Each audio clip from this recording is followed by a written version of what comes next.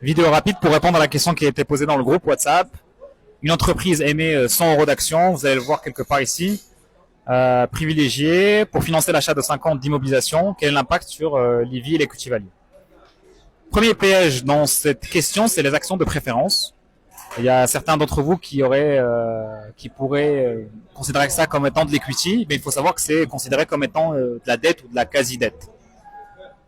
Il y a plusieurs façons de répondre à cette question. On peut le faire en deux étapes. D'abord, quel est l'impact d'une émission de 100 d'actions de préférence et après considérer l'autre impact. Et on peut le faire de façon directe, voir quel est l'impact sur l'equity value et l'EV. Faisons-le en deux étapes. Donc, il y a une émission de 100 d'actions de préférence. Sur l'equity value, il n'y a pas forcément d'impact parce que on ne prend que les actions ordinaires. Sur la partie EV, là, on a une augmentation, on va dire, de la dette de 100, mais le cash augmente de 100. Donc, les 100 moins 100, ça ne va rien changer. Donc, il n'y a pas de changement ni sur l'equity value, ni sur l'EV.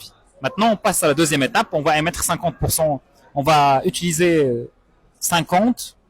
En tout cas, on a fait une acquisition de 50 d'immobilisation.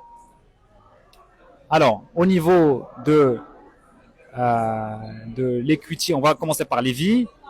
Au niveau de l'EV, ça veut dire que vous allez avoir moins de cash quand vous allez faire la formule.